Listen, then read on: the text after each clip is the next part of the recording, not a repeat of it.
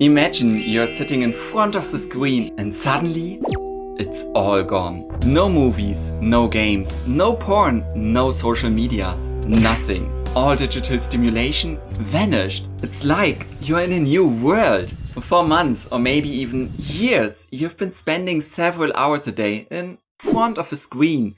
Your brain adapted during this time. Digital media is incredibly rewarding and always offers something new. As a result, they release unnaturally high amounts of dopamine. Dopamine is a neurotransmitter responsible for motivation, satisfaction, and pleasure. And you are literally drowning in dopamine. Your baseline, which should be here, is up here and way too high. At the same time, the prefrontal cortex in your brain shows changes as well.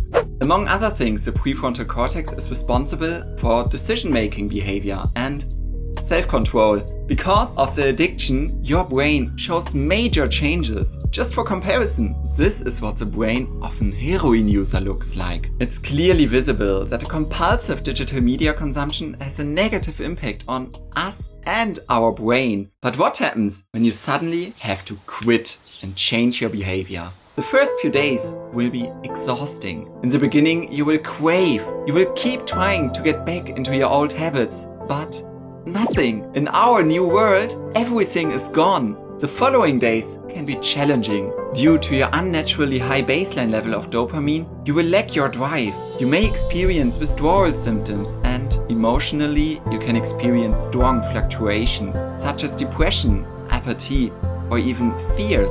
Additionally, your motivation can be at rock bottom. You are so used to your regular dopamine hits that all other activities seem boring. This is especially tricky since you suddenly have a lot more free time. That's also the reason why many people never achieve to overcome this stepping stone. They relapse. After this difficult initial phase, things are slowly getting better. Your brain slowly regenerates itself again. Your baseline level of dopamine drops step by step, and your drive comes back. In the best situation, you have used the previous boredom to reflect on your own behavior. You have become much more aware of your time, which results in a boost of your productivity.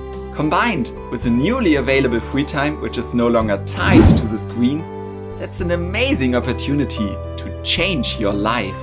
But there's more. Your dopamine level becomes normal again. That means your activities that used to be boring start to become interesting again. Additionally, you will also experience an improved sense of clarity and focus. It can be really difficult to concentrate on important, exhausting tasks when half of your mind is busy thinking about the next dopamine hit. Emotionally, even though you go through a difficult emotional phase, in the long term, you become much more emotionally stable. Obsessive consumption of social media is associated with negative emotions like jealousy and inferiority, while pornography, on the other side, tends to make you non-social or even socially awkward. After quitting, you become much more socially accessible. Your relations to friends and family improves, while you tend to meet more new people as well. This sounds positive so far, doesn't it?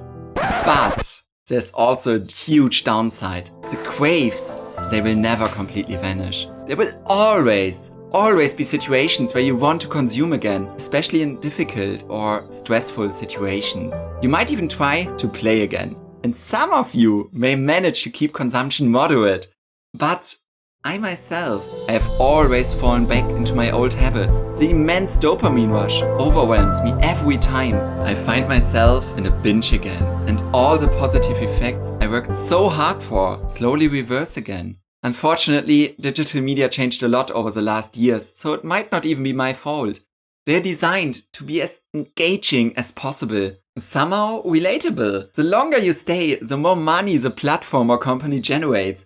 That's why this video here shows you the tricks game developers use to literally glue us in front of the screen.